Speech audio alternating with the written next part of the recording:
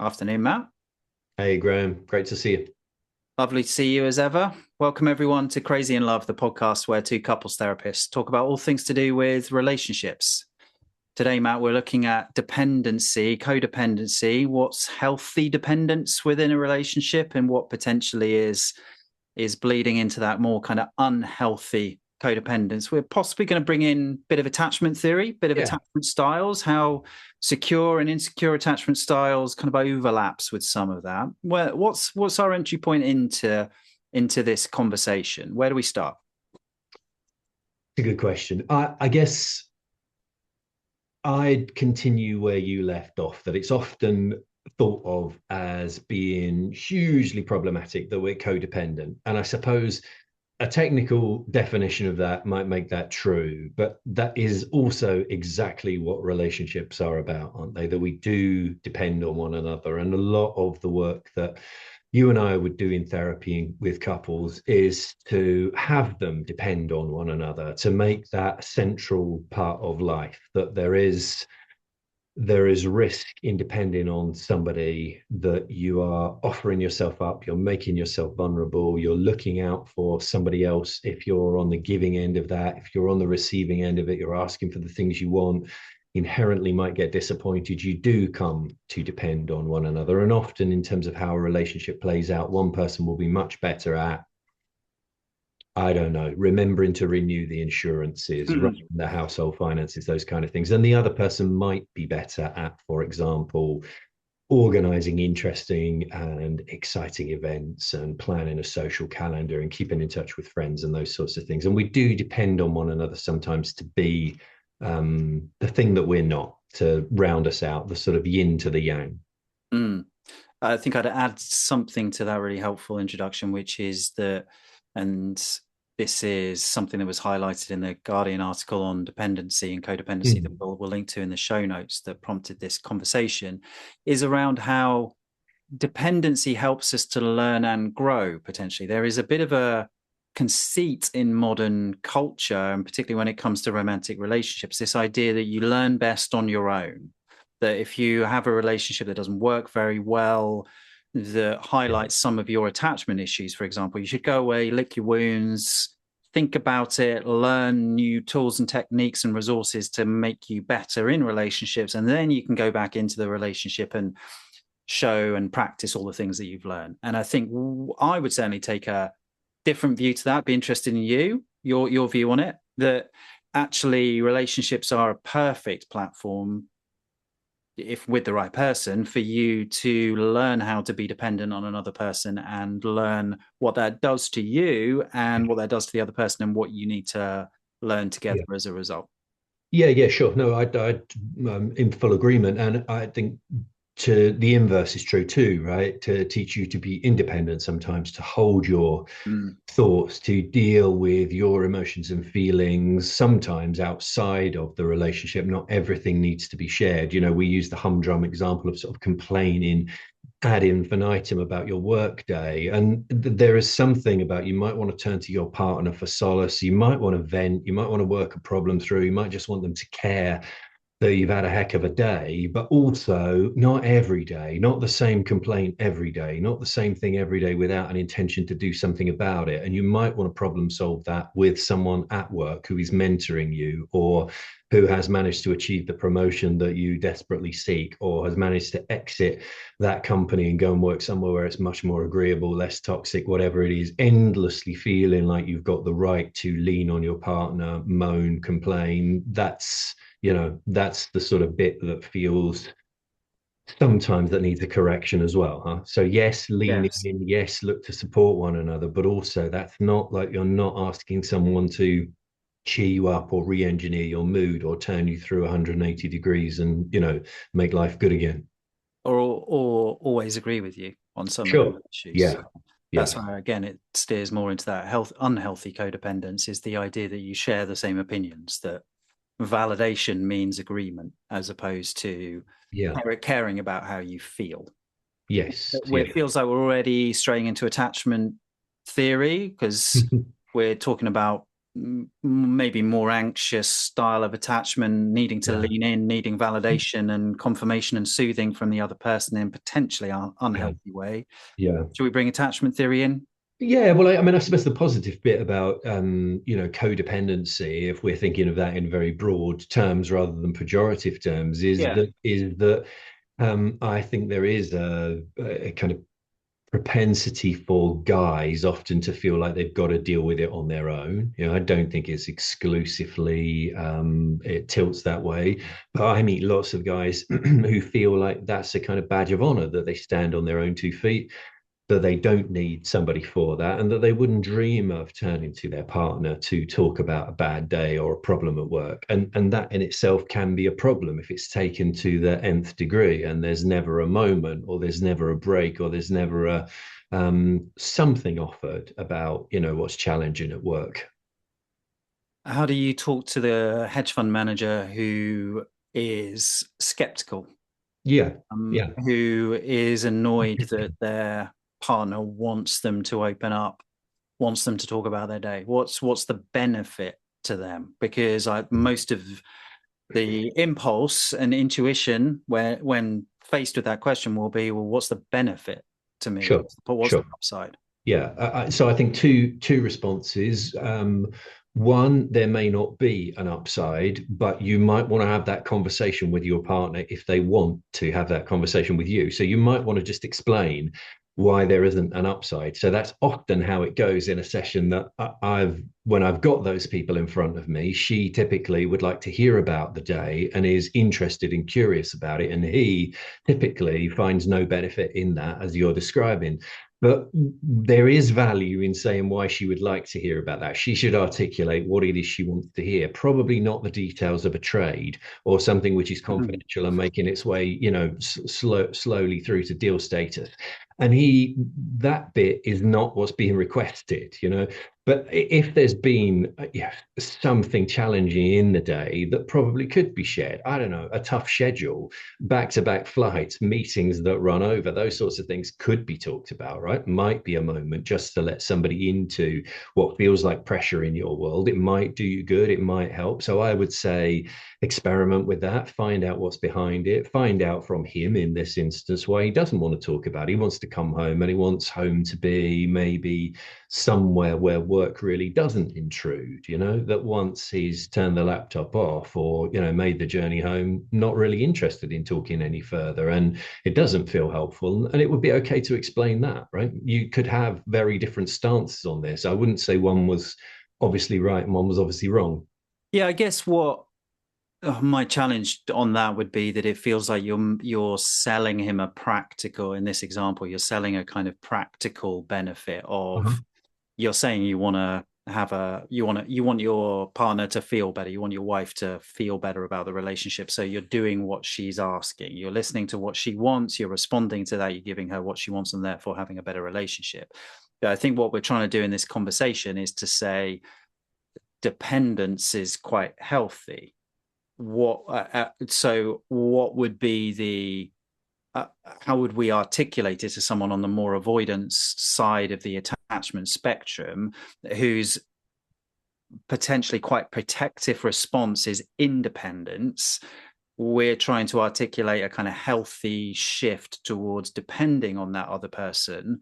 Yeah. What does that look like for someone whose instinct is to pull away and say, I'm self-sufficient, I don't want to be vulnerable and depend on someone else, and I can't even see even the theoretical benefits of relying on and depending on someone else emotionally? Yeah, so I mean, I think if we were at that end of the spectrum, my honest answer to you, the quick one, is I probably wouldn't push that hard. Like you might be dealing with somebody who really doesn't want to. Show rather than tell, though. Ultimately, Yeah, are yeah, you I convinced would, I of the would. principle, though, that person would ultimately, if experiencing a bit of dependence over time, would learn to appreciate that rather than. Yeah, I agree. I would say try it. You might like it. I would also say, are there any other instances where you have depended on somebody? So maybe move it to a professional setting where they depend on somebody who is more experienced or who's been through that kind of deal before, and then you might from that be able to explicate that actually this kind of does work. In some situations this does work. I can kind of bring that to the forefront of my mind, and I could understand that it could possibly translate to another domain. It could work within a relationship, it could work in a personal domain, if it works in a professional domain. If you're talking to somebody who's sort of very strong tendency to avoid, very strong tendency to stand alone. But I do think the other bit of it was not quite what you're asking, but I think the other bit of it is like, is this a match? Like, does this work? I think if you've got somebody who really, really wants to get into the day and the emotional feel of the day, and you've got somebody who really does not want to do that and is seeing the world very differently, that home is a place where you don't do that, you've got a problem there, huh? You've probably got something which doesn't quite click together and become stronger than the sum of it. Yeah, and I think we need to expand it a bit, because you're not talking about someone who doesn't just want to talk about their work day, but is happy to talk about the relationship with their brother or their mum, you're talking about someone who doesn't want to talk about the world of feelings and emotions and that kind of three-dimensional aspect of life. They want to hold that within them. They might not even have the vocabulary to talk about it, and don't want to depend on someone for that kind of aspect of life. And that might not be a good fit with someone who really wants to feel connected emotionally with their partner. Yeah, sure. Yeah. I wondered whether you were sat on a better answer than the one I've than the one I've given. I think I just add very quickly. I don't think it's just that she wants it in that example. It's more that it will have a kind of it will have some blowback on you if you don't get to doing this. You're perhaps not in a relationship. It's perhaps you might be in a financial union. You might be in a union of childcare and getting through life together and having somebody to go to restaurants and nice holidays with, but you might not be getting all you can out of it, and you might be upsetting it, and you might be placing it at risk. So I would talk in those terms, not so much like happy wife, happy life, as like, is this going to come and hurt you? Is this and through that sort of behavioral mechanism, okay, so I did a bit of this at your behest reluctantly, I quite liked it. So I think if you and I were talking about going to the gym ourselves or to a client, we wouldn't get them pumped up for the gym or try and motivate them. We would be like, why don't you go along for a short period of time, do something which is within your skill level and see how it feels, and judge it not on what your feelings are up front about it, but what your feelings are after you've done the thing. Does that make sense? Yeah, definitely. And even if that's just the warm glow of having treated someone with compassion and respect and interest, and seeing that you're making them happy, that's a good starting point, right? Sure. But I just let's take us back to the fundamental starting point, though, which is you're in effect challenging that hypothetical guy to consider what a relationship really involves. And a relationship involves a certain degree of healthy dependence on another person. So the extremes of avoidant attachment, you would be kind of almost kind of highlighting that do you actually want a relationship of any romantic, because that involves vulnerability, involves risk, it involves the potential to get hurt by another person fundamentally.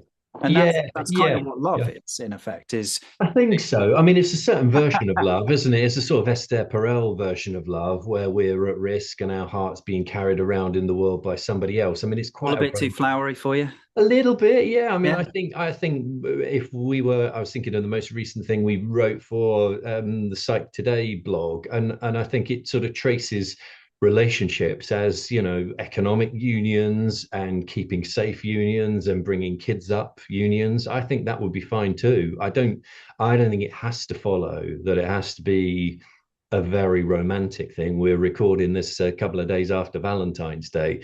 Lots of couples will celebrate that in a very traditional style. Lots of them will, be somewhere along that continuum, and many couples will regard it as absolute nonsense and twaddle, right?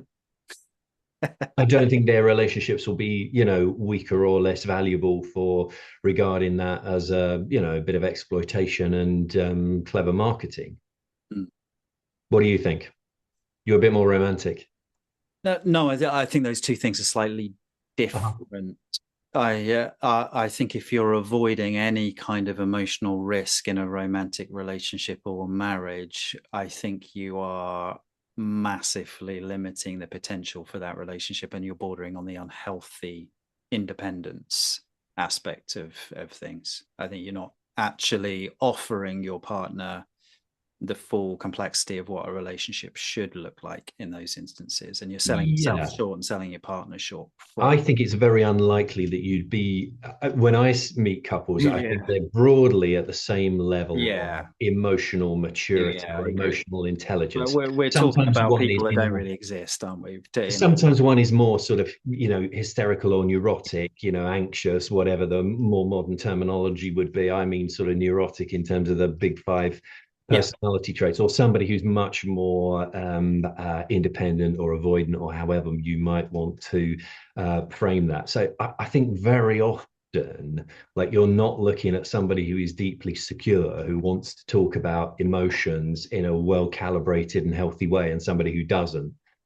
Usually it's somebody who wants to talk about it far too much, and somebody wants to talk about it not at all, and that's what you keep coming back to, kind of talking about feelings. I just want Mhm. to pass this out a bit, Yeah. because when we talk about dependence, we talk about kind of depending on someone emotionally, that there's a risk involved in that they could Mm. potentially hurt you. What, Yeah. that doesn't have to involve talking about feelings, right? It's more a kind of sense of emotional No, it's a good commitment challenge. to Yeah. something, Yeah. What emotional. what would it be though? What would be the practical of that? Somebody just letting you down by forgetting something that was important to you, or something along those lines? Have you got an example in mind?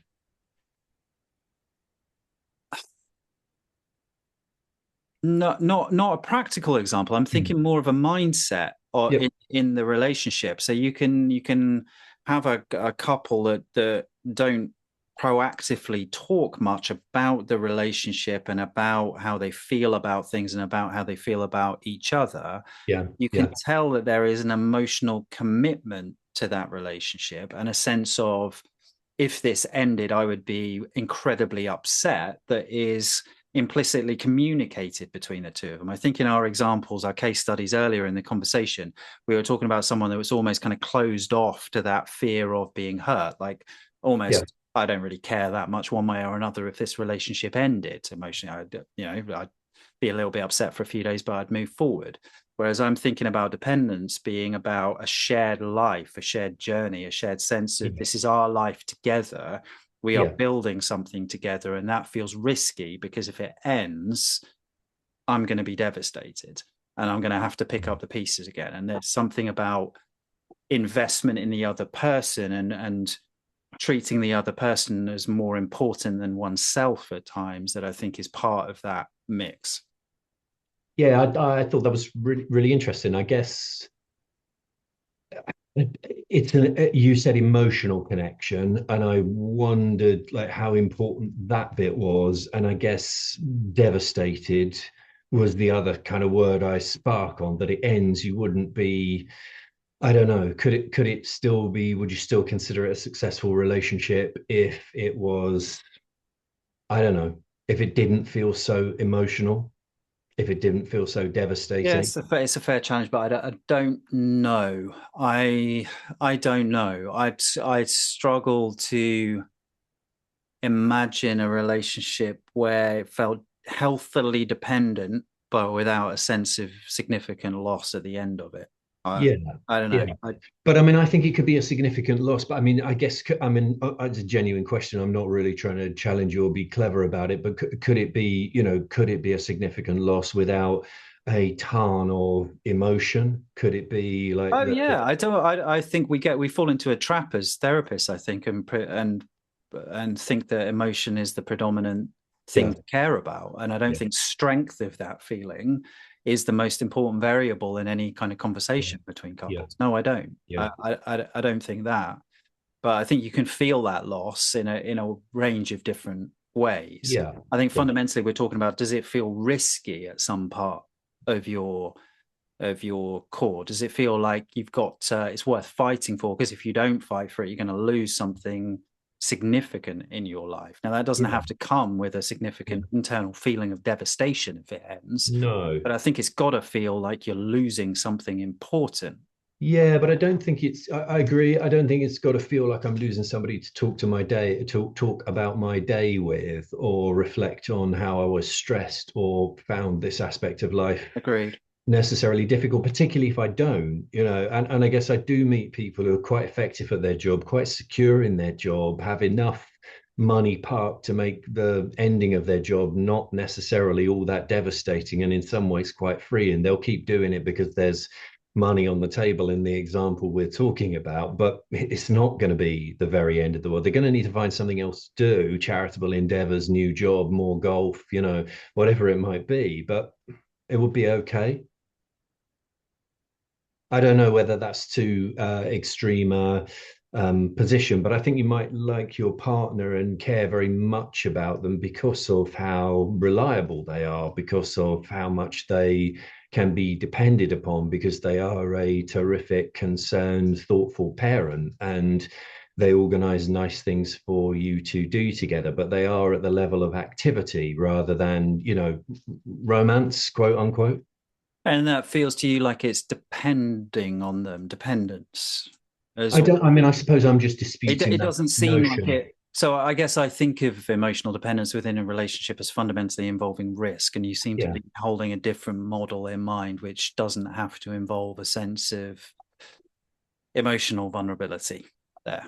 I guess there's a sort of neediness that Oh, you hate talking about feelings, don't you? Hate it. I'm bulking at to some Yeah, extent yeah. that you might um I don't know, you might not need them, but you might really, really like and want them. I think that gives you different sort of feeling. I'm not sure that then feels quite so. I would never say devastating, and I wouldn't say risky in that way. I mean, something really significant would be lost. I think you would have priced that in, like that's a real possibility. I don't deny that, but I don't know about dependence. Like I don't think I can think of a bunch of clients for whom maybe more alpha clients, maybe more men than women, but that for whom that word wouldn't really be, it wouldn't Yeah. make much sense. And maybe If you this thought is, of it professionally or in terms of sport or something like that, that they're acclimatized to, they might think of team, partnership, showing mhm, up for people, mhm. sharing back and forth, knowing that Yeah, sometimes you need to square the that's ball. fine to say though. But when you think of the best teams in team sport, they talk about a brotherhood. They talk about having a deep emotional connection with each other and relying on each other in incredibly important ways. They don't talk about it in transactional ways. They don't talk about it as, oh no, we had a good mix of skill sets and we came together and we worked really hard and it all worked. But they talk about each other as brothers and they love each other and they care about each other. And there is a sense of Yeah. emotional dependence as well as Yeah. just practical But benefit. it's not love through emotions or love through words or love through romance. It's love through banter sometimes, dare we say it. It's love through mucking around. It's love through teasing. It's love through squaring the ball, when they're in a better position and more likely to put it in the back of the net. It's not, and then there's hugging. You're trying so hard to come across as a blokey bloke in this conversation. Uh, But isn't it built on the back of stuff that we all trained, really, really hard? And it was, there's a toughness in there. We lost together, we kind of bottled it towards the end of the season together. We should have won that and we didn't. And yeah, yeah. I, I think we're potentially at risk of going down a bit of a semantic hole. I'm not sure. I'm not sure what we're trying to tease out in the yeah, part of it. yeah. That I'm in effect saying that those teams there is an emotional commitment and an element of emotional risk there that they're taking with each other. They're risking. Why is it an emotional risk, though? I think that's the bit that I'm not quite seeing. I think they are dependent on one another. I think there are real feelings. It's, can And I trust you? Can I trust you to do the right thing? Can I rely on you? Are you going to show yep, up for me? yep, If yep, you yep, just so the team I support, Norwich, for example, at the moment, right? They've got a star striker who's refusing to play because he wants to be transferred out. And I'm yep. imagining his teammates. I'm imagining his team. Some of them, I imagine, take quite a transactional approach, which is, oh well, he's decided that. Let's just move Let on. him go. Next Yeah, man up. But yeah. others will be genuinely upset, right? Because we're at risk of relegation, and if he doesn't play, Yeah. they'll lose. They might lose more games than they win. They He's get being relegated. selfish. He's being selfish. There's an Yeah, emotional connection there and a dependence on it. yeah, So yeah, I'm not saying that applies to all of them and has to apply. I'm just thinking that yeah, yeah. for a lot of those types of relationships, there is an emotional dependence and an emotional risk involved. Yeah, no, I think this might join us a bit closer because there is also on the pitch that you might track back, that you might cover for somebody Yeah. who slipped up, made a mistake, right? And you might desperately be trying to recover that ground for them, for yourself, for the team. Mix of motivations. It's very practical, though, huh? So I suppose that's maybe the bit where maybe I take us down the wrong turn on that, but they feel like very practical, like significant things. It's not like, oh, I really felt for you when you fell over there, and I was really sad when you fell over, and I really wanted to, give you a cuddle. It's like, no, shrink back and put the block, Yeah, nice. Nice. Okay.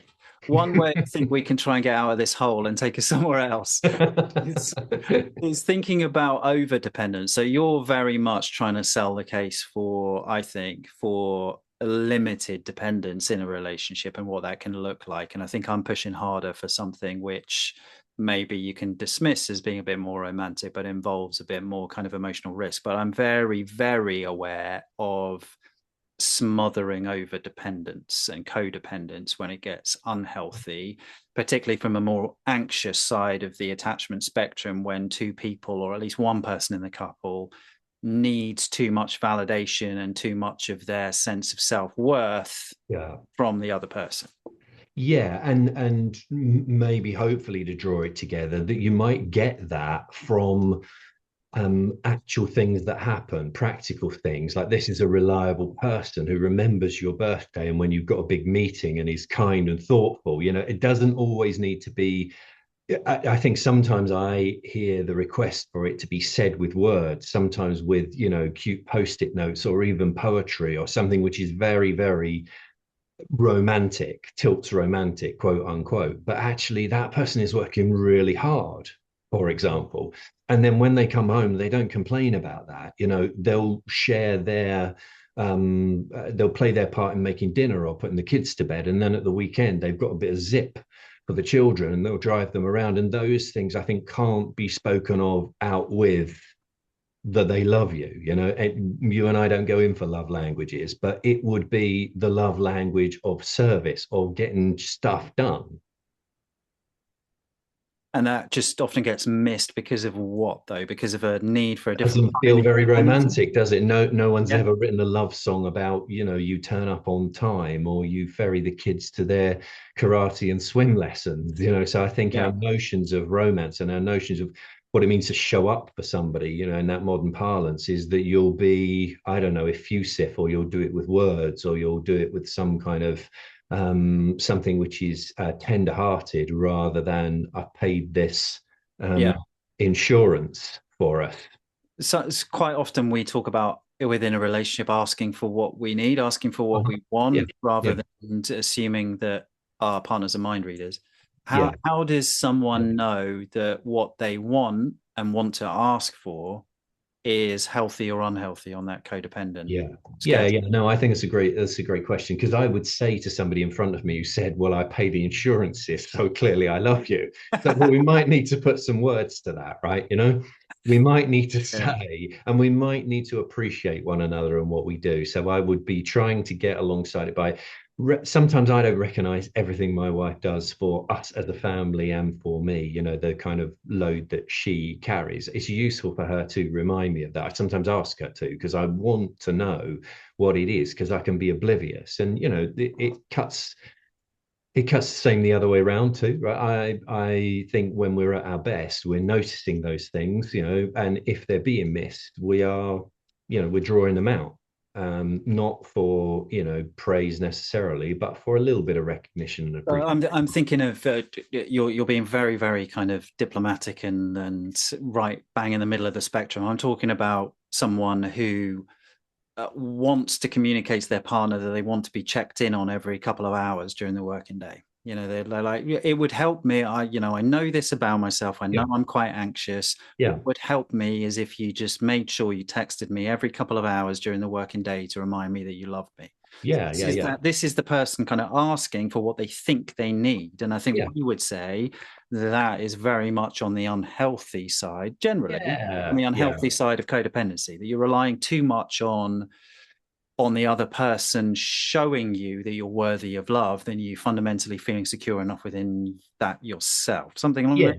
Yeah, something along those lines. So, I mean, on the one hand, I don't care if the other person and the other partner can usefully know that and was genuinely in the dark about that and is happy to do it and will write messages that the person requesting them would love to receive, then bingo, we've done it, haven't we? We've all won. So everyone's a winner. Yeah. If they don't do that because of the pressures of their job or because they find it onerous or the person should know that they love them anyway or whatever else they're going to say, then we're into a negotiation, aren't we? And I would say no one needs that. Like that is your one, and it is your right to express it. I would say it's good to express it, in that instance, but the other person gets the right of reply. They get to acknowledge what's been said to them. This person would like constant reminders that you're thinking of them, and they get to say, I get that, I understand that. I don't think I'm going to be able to do it. I could do this, or I would like you to draw on the fact that, at the weekend we're able to do this, or I always come away on time, or I keep, Fridays or Saturday, whatever it is, sacrosanct, and we do this lovely thing together. So they can counter it. It's a beginning of a good conversation, isn't it? I want this doesn't mean I get this. Yeah, there's an additional bit maybe about, again, whether the ask itself feels healthy. Sure, I agree. I agree. Yeah. And some sort of self-awareness of attachment style, some sort of self-awareness of how much of your self-worth you are placing upon your partner, and then need to prove something to you. And I think there's some I agree work individually that might that's the bit of therapy can be helpful for, can't it? Because that conversation, I would like this, I don't think I can give you that, but I could give you this. How does that sound? Oh, that sounds very agreeable. And that can be done on your own as a couple sometimes, but what often happens in that situation is the other partner is going to say, you're so needy, why do you need me? And then we're going to end up in a row. We're going to disparage one another, aren't we? And it's all going to go horribly wrong. So in that situation, I think you or I would probably say, do you need that?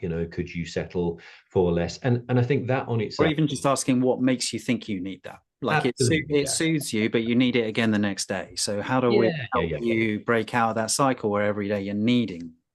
Yeah, and is it part of a pattern of needing? Is there always something more needed? Is your partner always disappointing you or letting you down? And then we're into something which feels much less functional, right? Much less functional for the individual. I'm not really, I'm not really trying to pathologize it, but just to say like this would make life hard work, for that person if that was what you're constantly needing. And often people do tell me they need something, and I do want to challenge that language. You might want it. I think you're saying you might quite like it, but whether or not, strictly speaking, you need it, I think it just softens it off a bit, doesn't it? Rather than a 10 out of 10, I absolutely need it. So I've got a really strong preference for this, and if it's not met in this way, I'd like it to be met in some other way, is the beginning of the conversation. I think we're closing this off with no, I hadn't finished the sentence. I wasn't quite there, Matt. Give me a second. Everyone was relieved when you uttered those words.